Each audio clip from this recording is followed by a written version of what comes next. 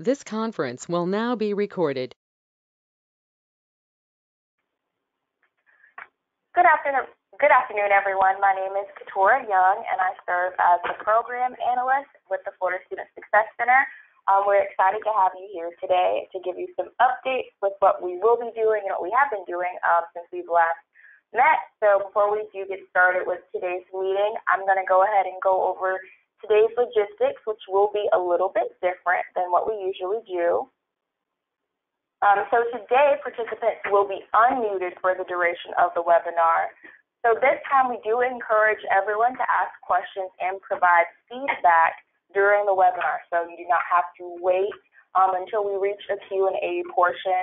Also, if you don't feel comfortable speaking through your microphone, you are still welcome to use the chat feature. But we do welcome everyone to use their microphone feature at any point. If you have questions, comments, any concerns, please feel free to access that throughout the duration of this meeting. And now here we have the agenda, so I'm going to go ahead and turn it over to my colleague, Azzy Ivy, who serves as the Director for the Florida Student Success Center. Thank you so much, Katora, and good afternoon, everyone. Thank you for joining us today. We are thrilled to have you on the call to talk a little bit about what has been going on with the Florida Student Success Center and our future directions. So up on the screen, you see our agenda. We're going to start off with some introductions, and then we are going to move into a discussion about how the work of the Florida Student Success Center, specifically the Guided Pathways work, connects to the state's workforce goals. So we're hoping to have a robust discussion there, and we are also going to hear from one of our partners. Lori Megason is on with us today from FCAN, so she's going to be providing a quick update as well. And then going to talk a bit about what we have been doing and activities related to the Florida Pathways Institute.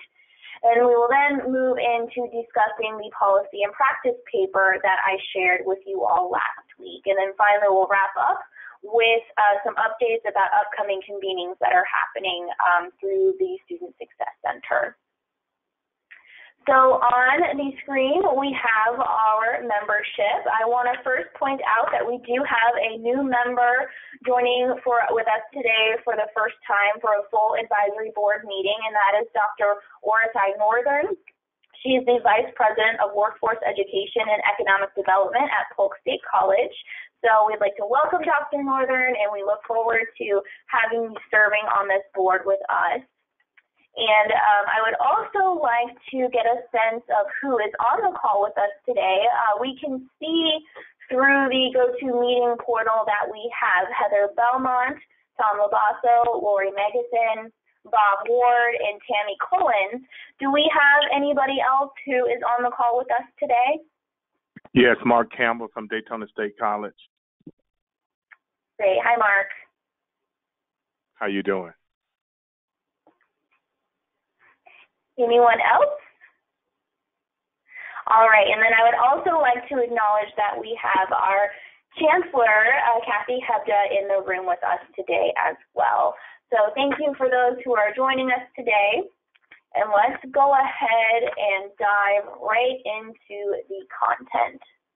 So as I mentioned, our first topic today is going to be talking about how our work in the center relates to the Florida's attainment goals and the talent development goals. So I'll go ahead and turn it over to Dr. Henderson.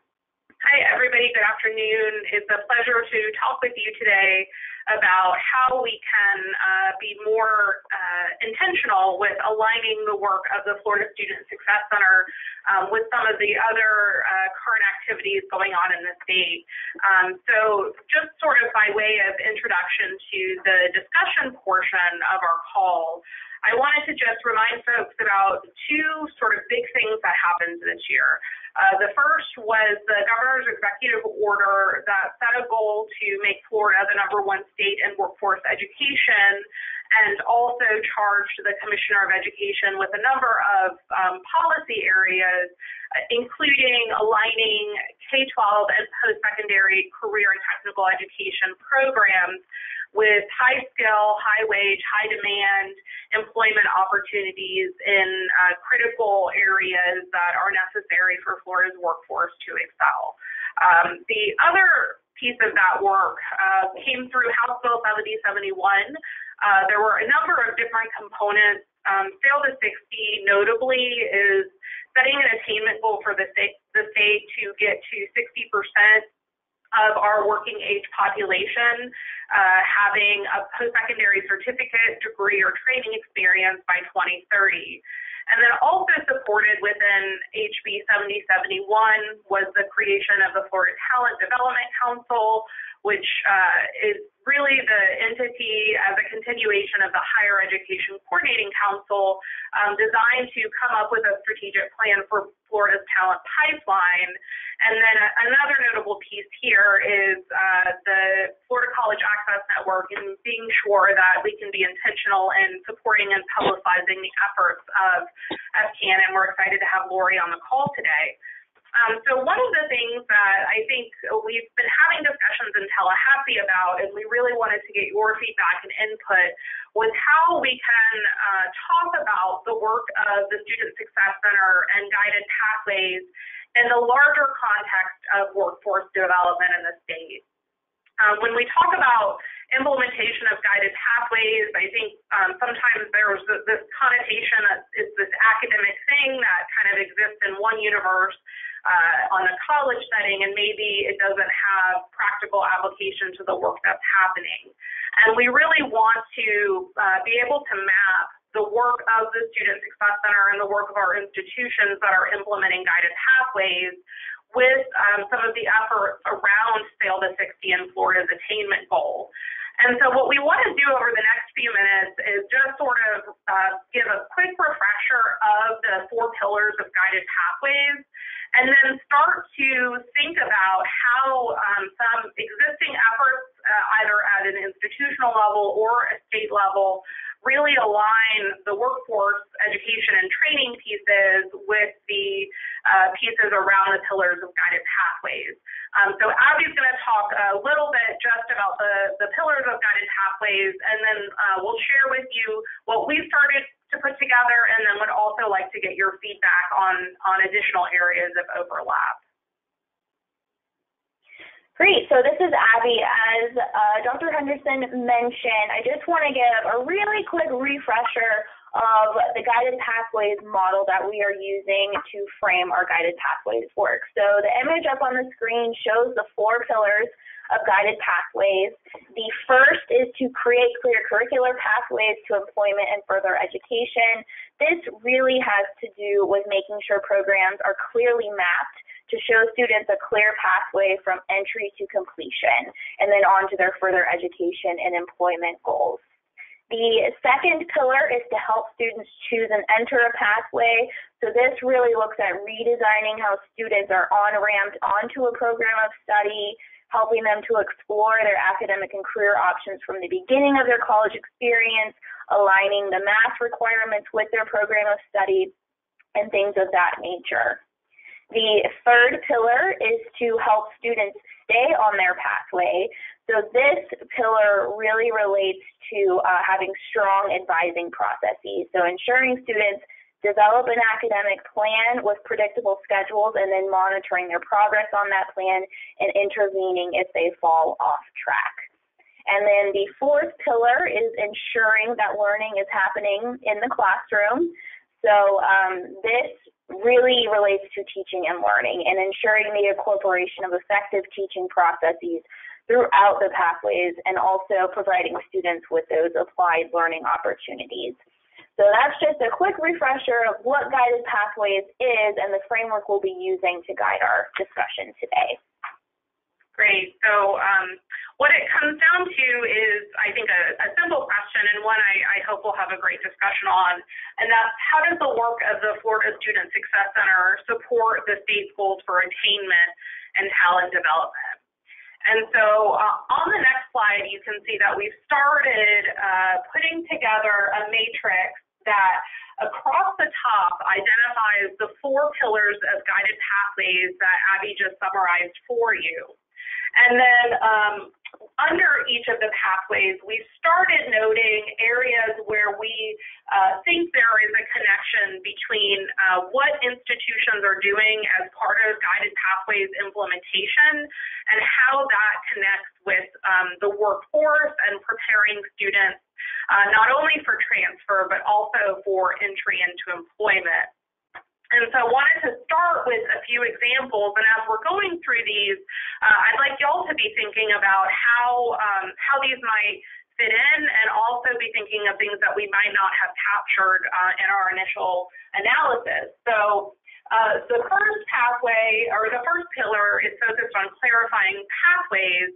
And so here we're looking at things like K-12 pathways, so thinking about student pipeline and where students are entering and exiting.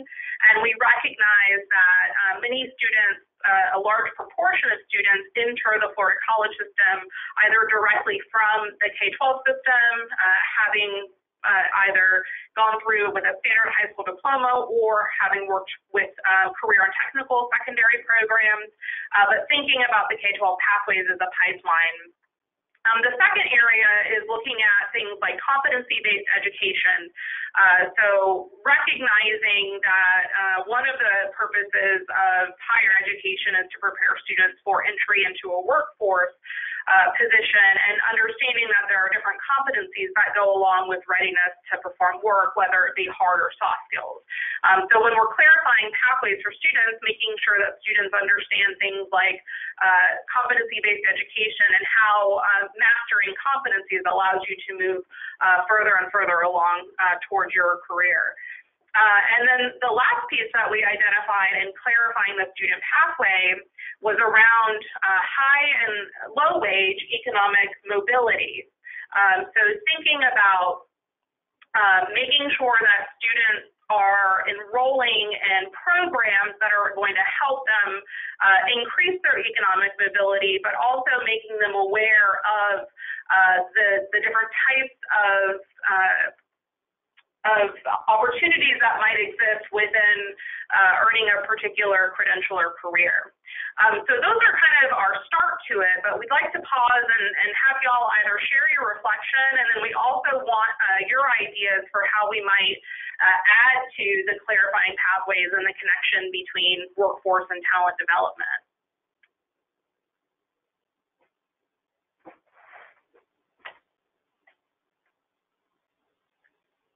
Hey, this is Bob Ward. First of all, I wanted to say that I think the draft you all sent us is a really good document. And I understand that the purpose of it, of course, in part will be used to brief state leaders. Dr. Henderson, have you thought about the Talent Development Council and how a presentation using this document might be beneficial for informing the members of that council of some of the work that you all are doing, and then also ways in which, the council can maybe think more dynamically with this type of approach on how we can execute our strategic plan? Yeah, Bob, that is a great question, and we appreciate the feedback. I absolutely think that there could be an alignment and would welcome the opportunity to talk about the work of the Student Success Center and the work of our institutions. The Talent Development Strategic Plan, is really focusing on the connection and an alignment not only between programs but across different sectors and across different systems. And the reality is all institutions have these on-ramps for students, and all institutions go through a process of retaining students and helping them complete. And the pieces that I really think would be important when we talk about the Talent Development Council, the clarifying the pathways, I think there was a direct alignment with a lot of the current strategies. But what we know from our research and from our students is that getting them in the door is sort of the first step. Is making sure that they get through their education and leave with something of value. And I think that's where the pathways piece could really play a role is it's not only helping students kind of come in and navigate what they're going to study, but it also makes sure that while they're enrolled in an educational institution, they're making progress toward whatever career or certificate that is they're looking to achieve. So I think that's a great idea. Yeah, I could not agree more, and I think that's a good way to think about it. Part of what I think would be beneficial is for some of the council members to be educated on what systems actually do in terms of their, the depth, the level of depth of thinking that's already going on, the fact that there is strategy amongst institutions about how to implement policy that brings the whole system forward and really helps the state in developing those pathways and those pipelines, to getting people in the right places, making sure they're successful and that they move through the system seamlessly, picking hopefully the first time a path forward and then ultimately a career. And I think that it's that sophistication that I think it would be beneficial for some of the council members to see. Yeah, Bob, I really appreciate that. And I think, like I said, we would welcome the opportunity and would also welcome the institutional perspective on this too. Our lens is certainly achieving scale at the statewide level. It's also really important to understand the institutional experiences within the context of their regions and what they're preparing students to do. So really appreciate that feedback. Absolutely. So just one more question. And I know that we're at the earlier stage of some of the feedback that you all need, but as you're thinking about how you're going to deliver this to the state, my first thought would be, of course, committee presentations, and then walk-arounds to, the various chairs and vice chairs and so on. Have you all thought about a way to make this electronic, maybe to create access to a broader audience? Even though I know it's geared towards, a specific goal, I think that one of the things that we've been talking about lately on the Talent Development Council is multiple ways of getting messaging across. And I'm just curious as to how you all are thinking about approaching that. Hey, Bob, this is Kathy Hebda. I echo Carrie's thanks for your insightful comments and forward thinking about all of this. I will tell you that every chance we get, we mention guided pathways. I even mentioned it as an important work that we're doing at the estimating conference last Monday of this week, when we were talking about student enrollment and the influences we've had on student retention and maintaining the size of our FTE enrollment despite what the economy might be doing. And I think it's this kind of work that colleges are doing that are making a difference. So anytime we have an opportunity to talk about this kind of meaningful change that institutions are undertaking, it's helpful. Carrie has a good point, and the reason why we're asking for your help today on this particular thing is it is hard for us sometimes to make this meaningful to other people and how meaningful it actually is, and how much it can help our students and the work of the workforce and the governor and everything else. So it's important, this feedback that you're giving us today, to actually give us some tools and some concrete things that we can do to actually move that forward, because that is definitely a goal for us. Thank you, Chancellor. I appreciate it. Great, thanks, Bob. I'm wondering if any other folks who are on the call want to weigh in on this and the clarifying pathways piece as it relates to workforce education. I'm not sure if this. Well, I'm sorry. Go ahead. I'm not.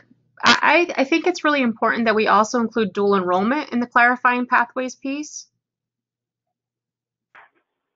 Absolutely. Can you say a little more, Heather?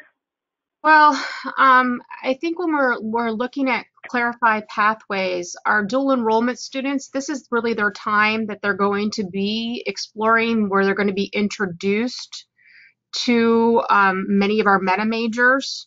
And also, of course, there's a big push that this gives them that push to get into our higher education. So I think it's important here. And I wonder if introduction to our meta majors can actually occur sooner when we have our dual enrollment students.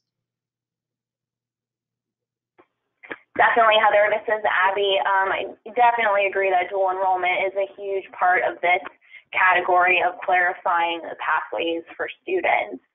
And I believe, Lori, was that you who also had a comment? Yes, thank you, Abby.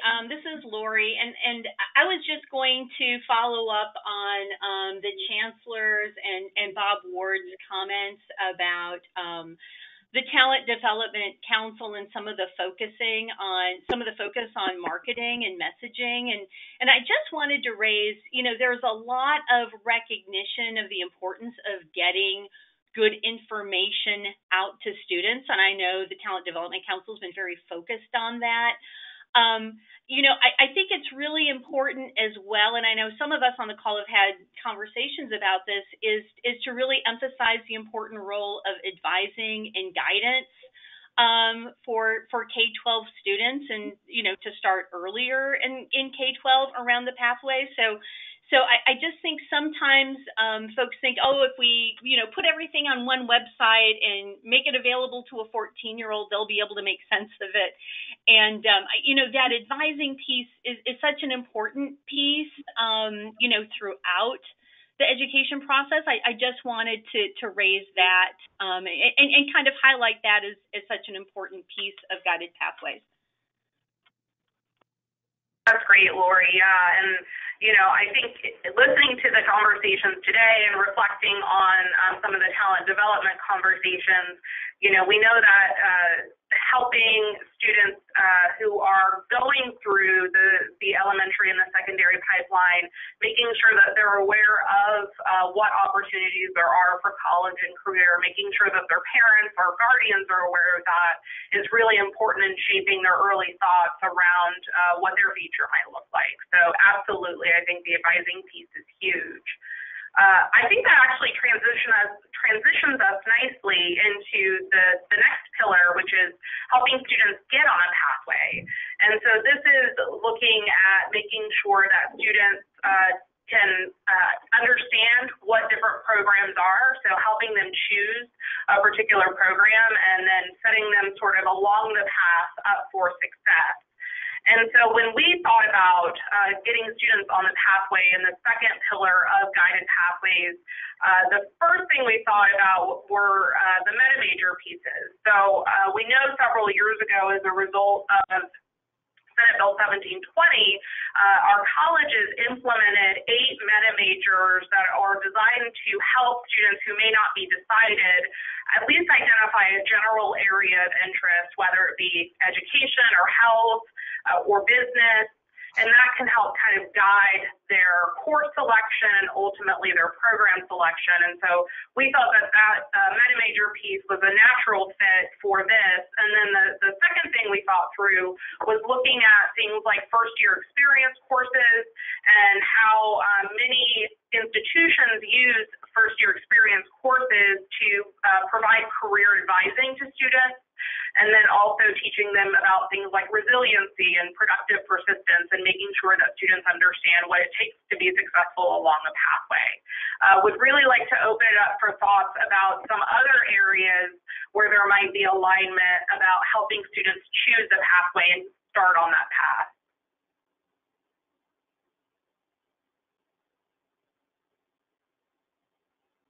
This is Mark Campbell with Daytona State College. You kind of summed it up for us, because what we here in Volusia and Flagler County, we actually have our SLS, which is our student success or student life course being taught in the high schools. And so on a more smaller note with the pathways, our School of Mathematics developed a math pathway for students because we have a STEM and non-STEM pathway. And so what we do is we did a video, we have a booklet that we put together. And so we introduced that in that student success / student life skills course in the high school, so that when they get to us, they actually have at least have seen it. So when they get to our advisors, it's not like the first time, and they get more of, oh, I remember hearing something about, pathways, or I remember hearing something about whatever the case may be. So we try to introduce it in our dual enrollment courses that are taught at the high school. And our student success / student life skill course is a graduation requirement, so every student actually takes the course. That's great, Mark. Yeah, and I think the point about the math pathway is definitely one that we're very interested in exploring and making sure that students have an awareness about it. And I love the idea that you're embedding that within the dual enrollment instruction so that high school students are getting exposure to math pathways and what that might mean for their career interests.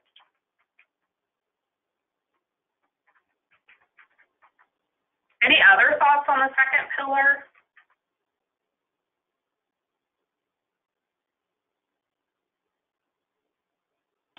Okay, we will move on to the third pillar, which looks at having students stay along a pathway and complete. And so this is one of the pillars that really focuses on the retention piece, so making sure that students are being retained and persisting toward their credential.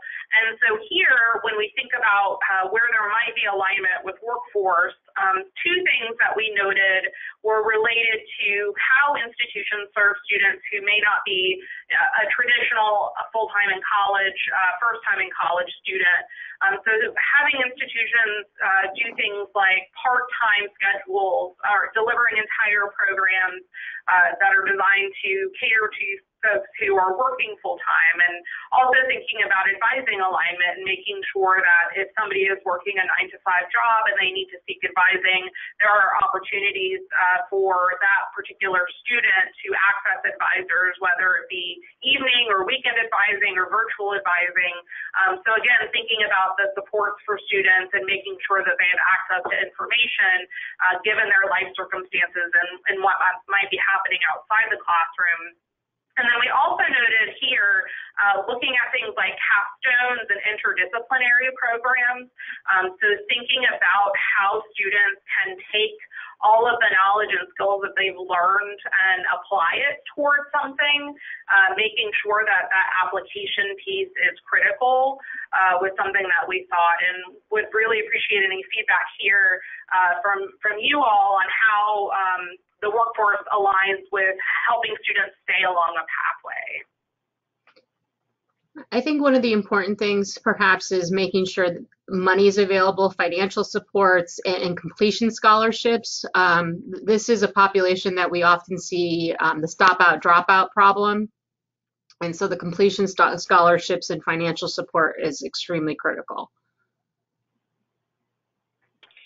Yeah, this is Lori. I would agree with that. In terms of the workforce connection, I'm not quite sure, if that's as relevant, but I think it's absolutely critical in terms of retention.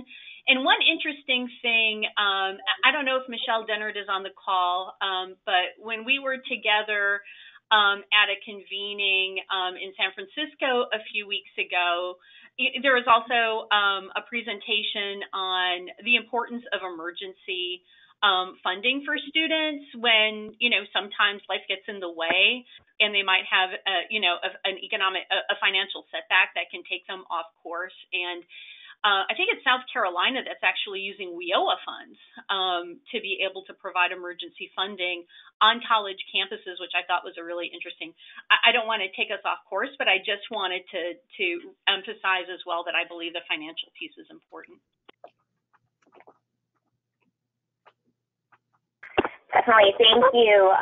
Thank you, Lori. Yes, that's definitely a crucial piece for our students. And this is Abby, by the way. And I think this is also an area where, having opportunities for students to do research internships, apprenticeships is crucial and can help students stay engaged and stay on their pathway, and employer partnerships, I think, are crucial there. So I think that's another connection with the workforce schools in Florida. Great. And then as we move on to the last pillar, ensuring that students are learning, this is making sure that as students are going through their program, that there are supports being set up to ensure that they are able to access resources that will help them achieve outcomes that are positive, related both to student learning as well as related to successful completion of a program. So we started here with thinking about teaching and learning excellence, and so having institutions be able to provide professional development opportunities for faculty to help them, help students, and improve their instruction. And we also kind of in thinking about it and reflecting on some of the conversation we've had today, I think the pieces around talent and skill development, around the learning pieces, we consistently are hearing more and more not only about students needing the technical training and the hard skills, but also the soft skills gap that exists for many of our students potentially exiting and seeking entry. So that's something I think we could also add here as well. What do other folks think?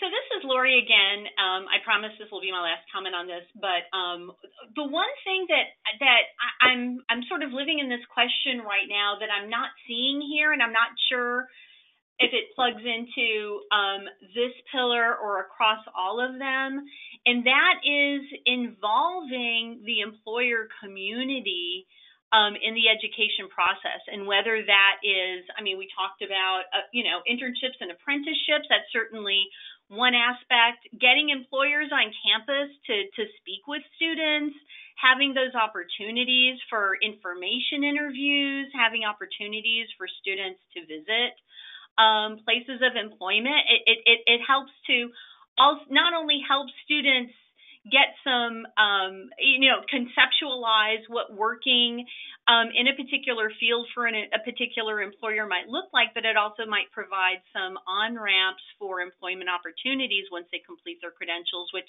at the end of the day is what this is ultimately about. And then add to that, they should really be intimately involved in the curriculum development process, right? Yeah, absolutely. Sure. Yeah. Yeah, I think the employer involvement piece is huge, and maybe that's something that's sort of constant across all pillars, but it depends maybe on what pillar we're looking at, what the type of engagement might be. And then, we could also think about, we talk about the K-12 pathways as a pipeline, but often we have incumbent workers who are looking to upskill. And so thinking about having employer relationships be able to identify potential students to attain a credential as a piece as well. Before we transition, I do want to just sort of pause to see if anybody has anything additional that they might want to add to this discussion, either generally speaking or related to particular pillars.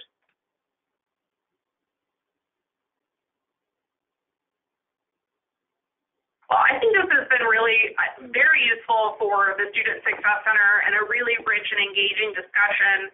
I think our next step between now and the next time we'll see you is to flesh this out a little bit more. And then by the time that we come back together, we'll have this more fleshed out and we can have a discussion and perhaps add and tweak. But we really want this to be a document that tells a story of why Guided Pathways work is important to talent development and how it fits in and how what our institutions are doing will sort of help Florida achieve its attainment goal. So with that, I do want to pass it over to a key partner, Lori Megason with the Florida College Access Network. When we were thinking about the connection with the talent development piece and reflecting on HB 7071 and the work that that we need to do as a state. We wanted Lori to share some more recent data on educational attainment that we haven't seen yet in this forum. And then Lori's also going to talk a little bit about an upcoming opportunity to gather around the Florida College Access Network. So we're going to go ahead and get to the right slide deck, and then I'll turn it over to Lori. So one moment, please. Let me see the right thing.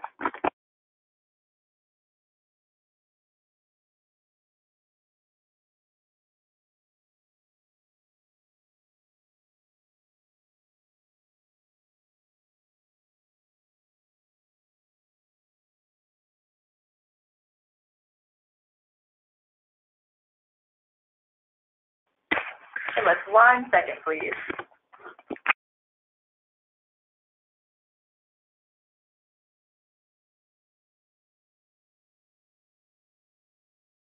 I'll come get you.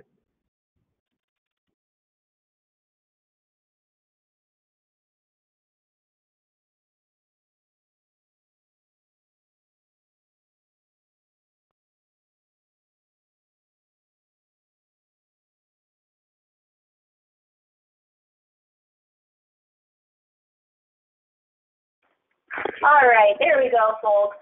Webinar technology is always a treat. But I'd like to now turn it over to Lori.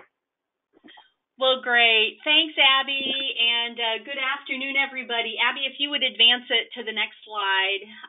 I just want to start out by thanking Carrie and Abby for the invitation to speak on the call today. And as I think Carrie was sharing, I've been asked to share some recent trends on Florida's progress toward achieving the Sail to 60 goal that Carrie was describing earlier, and to paint a picture of the road that we have ahead of us over the next decade in order to achieve the goal.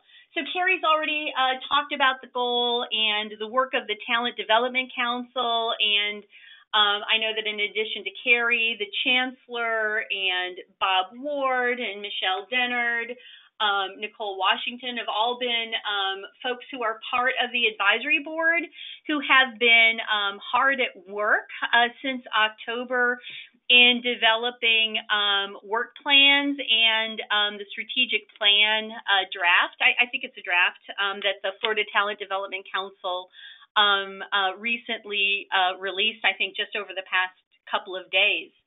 So again, for those of you who aren't familiar with the importance of the Sail to 60 goal, it is really based on what Florida's future talent development needs are. In fact, over 60% of Florida's working age population is projected to require some form of education beyond high school, whether it's a certificate or degree by the year 2030. And we're one of 42 states across the country who have set such a strategy. So it's exciting to be involved in the work here in Florida. Abby, if you would go to the next slide, please.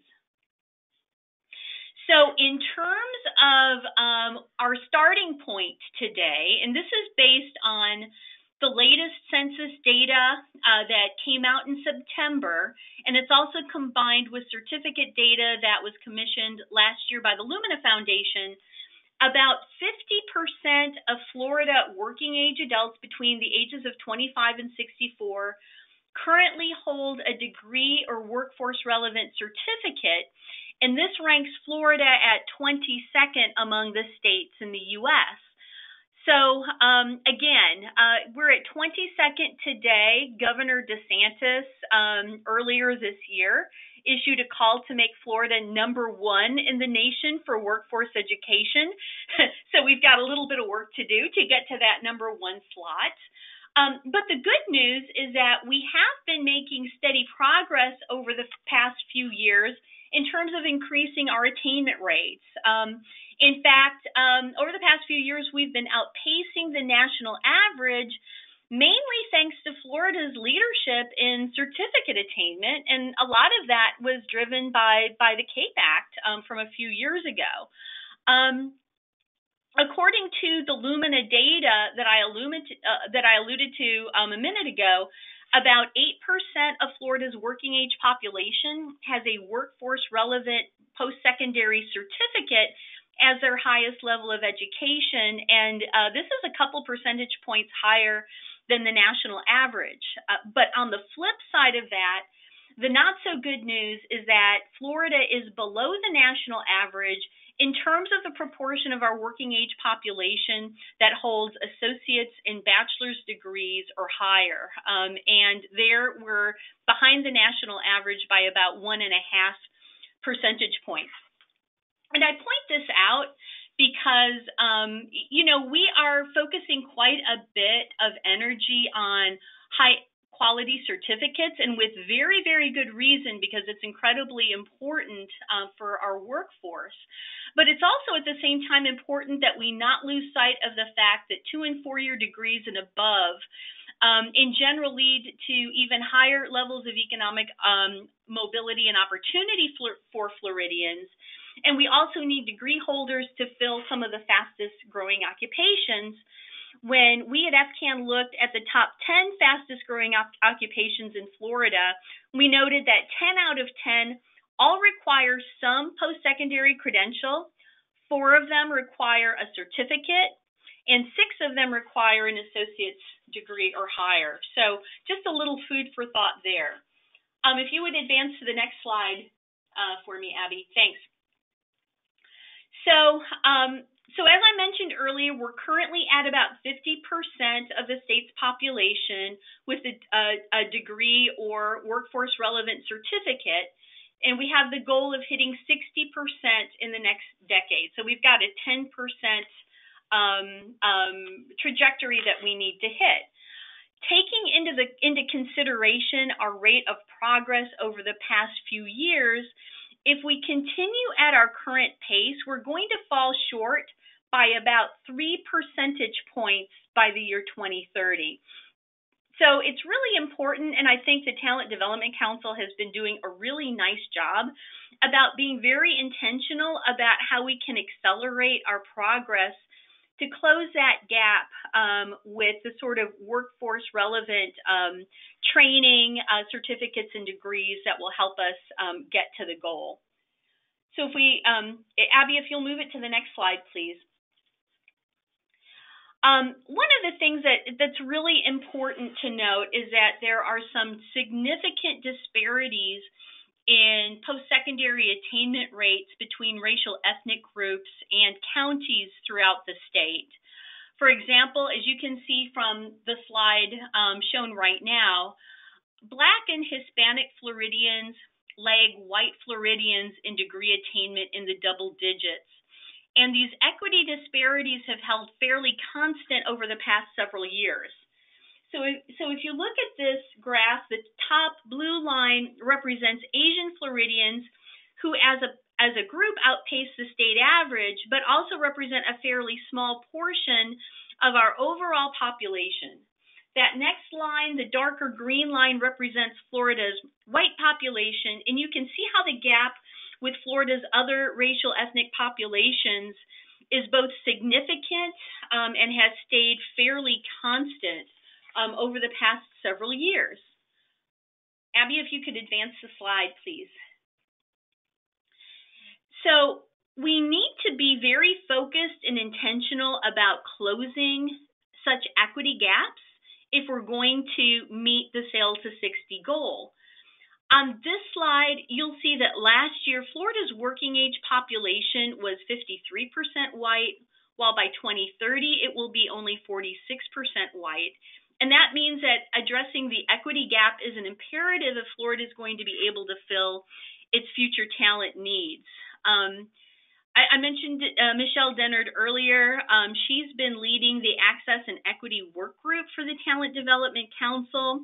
And with her leadership, I think the state has some really good strategies in place to really do a good job at addressing some of these gaps.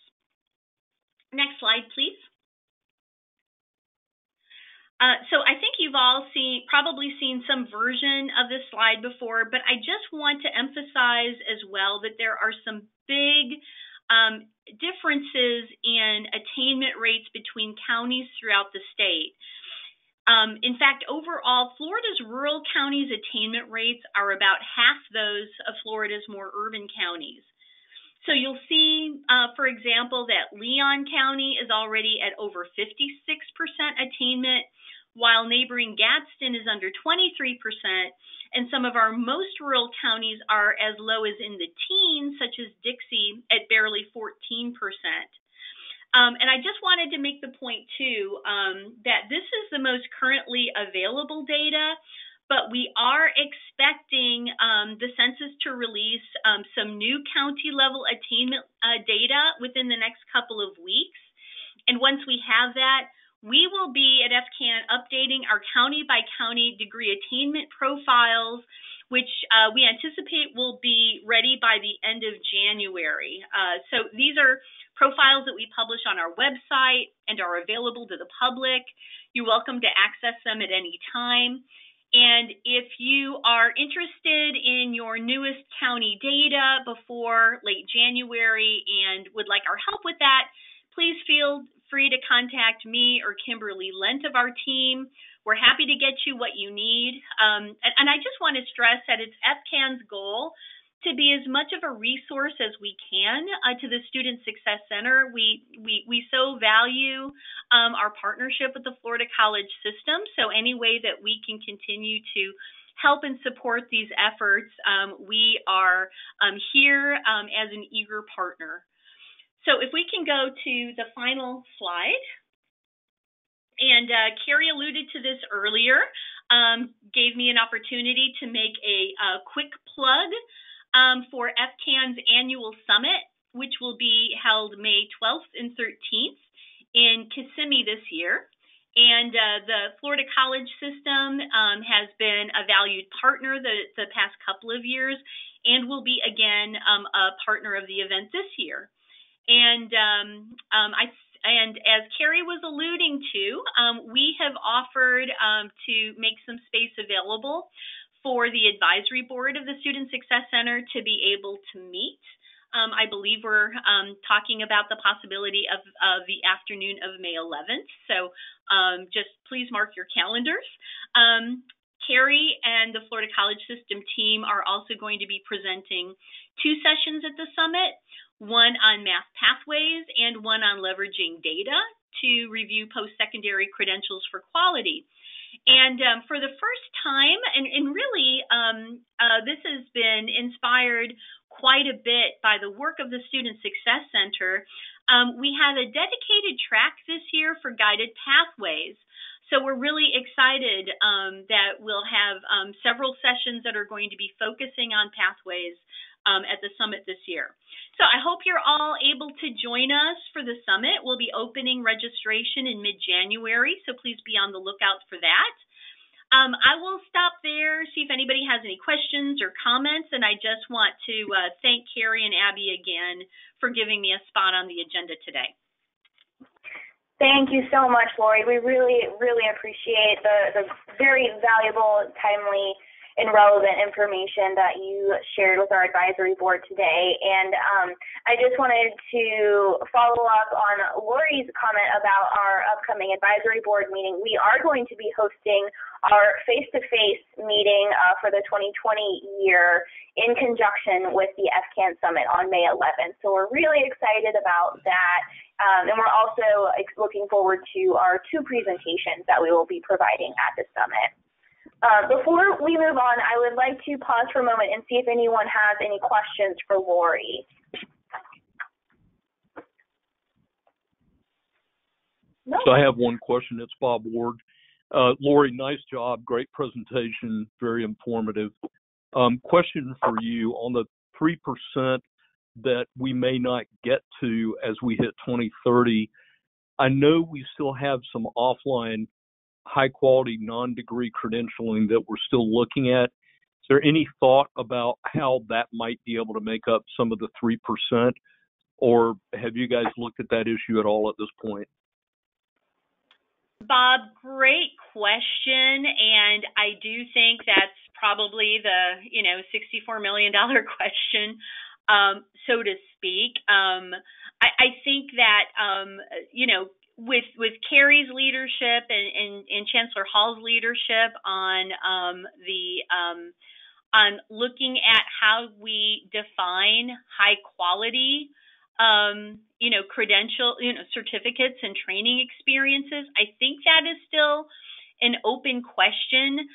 The 8% that I addressed a little bit earlier, that was commissioned by Lumina. Lumina did commissioned a state-by-state analysis that was done by Georgetown.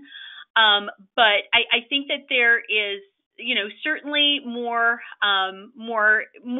that will be revealed by the important work of the Department of Education. So I think there's certainly some opportunities there. And I would just ask Carrie, if you've got anything that you might add to that. You've been very, very close to that process.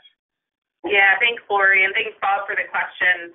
I definitely think it's something that we're having conversations about. Lori is right on in referencing the Georgetown Center of the Workforce had done some work with the Higher Education Coordinating Council at that time to help the council think about how do you define high quality. Currently, we're in discussions through the Lumina Foundation to undergo a Credentials of Value Institute, where we actually want to, as a state, go through the process of defining what does it mean to be high quality and high value.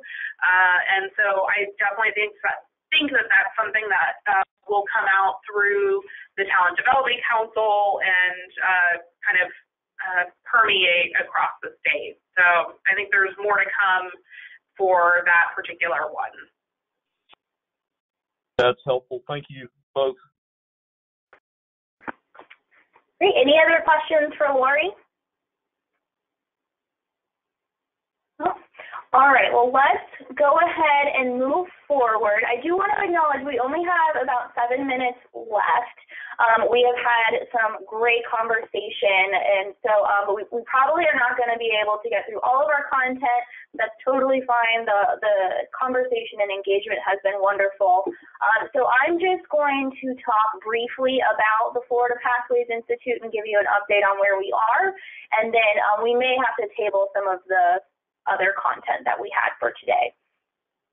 So quickly going through, this I was going to have as a discussion, but to set the context for why this work is important, but I can go ahead and just share it with you briefly. It's Katura if you want to click through. So the National Center for Inquiry and Improvement looked into what are the top questions that students ask advisors before their first semester of classes start. So up on the screen are those top 6 questions that students are asking, probably not too surprising. What are my career options? What courses should I take? How long is it going to take? How much is it going to cost me? How much assistance am I going to get? And will my credits transfer? But what's interesting is they found that only 2 out of 10 students feel they have a solid answer to these questions by their 3rd semester of enrollment. So this is really just to kind of drive the point home and set the context for why Pathways work is important, because as things are right now, even when students are entering their 3rd semester of school, they still don't feel like they have solid answers to what appear to be pretty basic questions about their educational journey. So with that, this is just a quick refresher of what our Florida Pathways Institute service delivery model looks like. We have a cohort of colleges that have signed on to work with us over the next 2 years. The first activity that they've done is the Scale of Adoption Assessment. This assessment helps institutions determine and really get a temperature read on where they are in implementing specific practices that are related to Guided Pathways implementation. We also are going to have 4 face-to-face convenings hosted by the center, and we're going to be bringing in experts. There'll be opportunities for peer-to-peer learning, and also working and planning sessions for college teams at those convenings. In addition, the FPI colleges are going to be receiving coaching, and I'll talk a little bit more about that in a minute, as well as technical assistance and other support. And finally, there is also a data reporting piece through the post-secondary data partnership. So up on the screen is an update since the last time we met. We have our cohort solidified. There are 12 colleges that are participating with us. And if you recall, when we met last time, we mentioned that we were hoping we would get 5 to 7 who were interested in this work, and we were pretty overwhelmed with applications. And so we're really excited about the interest. I think, again, this just speaks volumes to how important this work is and how important the colleges view this work.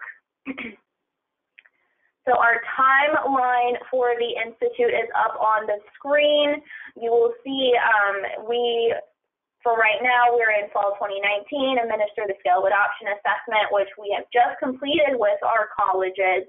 And then moving into next fall is when we'll actually start the face-to-face convening. So the first convening will cover transformation at scale. That's where we really go over the nuts and bolts of guided pathways, but also helping our institutions build that sense of urgency back at their home campuses.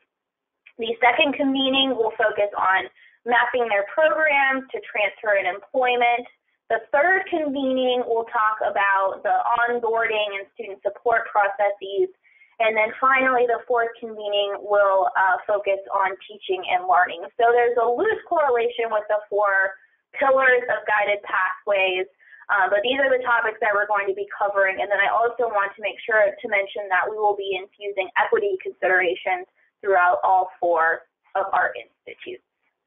And in the interest of time, I'm going to skip over the discussion. And this I'll just mention briefly. So our institutions just completed their scale of adoption assessment. We sent each institution participating an electronic version of the assessment, and they were directed to share that assessment with their campus communities and get as much responses as they could from their campus communities. And then we provided the aggregated results from their participants back to their core pathways team. And then we at the center hosted calibration calls with each of the institutions to go over their results. So really just for the institutions to see what the perceptions are at their campuses in regards to how the college is doing in implementing pathways practices. So from that point, the institutions were to take their results, the conversation that we had during the calibration call, and then as a core pathways team, really start to come to a consensus of where each institution really is now in regards to pathways implementation. And then us at the center are also using the information gathered during those calls and from the assessment to inform the technical assistance that we're going to provide throughout the Institute. So it was interesting having these calls because our 12 institutions are definitely at varying stages of implementing guided pathways. Some are much further along than others, but I will note that all of them have already started making some progress in implementing pathways. But it was also interesting, varied responses from institutional representatives was very common, and I think that was very eye-opening for our core pathways team. So with that, I think we'll move forward. It's 4 o'clock, and I don't want to keep you much past time. I'll just note really quickly, we also have collected applications for our team of navigators, and these are going to serve as our coaches for the Florida Pathways Institute. We're hoping to have a team of 20, and we are planning a training event for them in February. So with that, we are out of time. So I'll go ahead and wrap up. I can follow up via email. I know I had sent out that policy and practice paper for your review. I'm still very interested in your feedback on that. Also very interested in your thoughts on topics that we can cover in future papers, because we will be commissioning additional papers in addition to the ones that I sent prior to this meeting. But thank you. I want to thank everyone for participating today. I think we had some really great, robust discussion. And Carrie, I'll let you chime in if you have any closing words. No, I echo what Abby said, and I think we're really excited to get this work off the ground in the new year and look forward to seeing you all face-to-face in May at the FCAN Summit. Definitely. Thank you so much. And again, feel free to follow up with me via email or give me a call if you have any questions about any of the additional content that we didn't get to. But thank you so much again, and have a great evening. You too. Thank you. Thank you.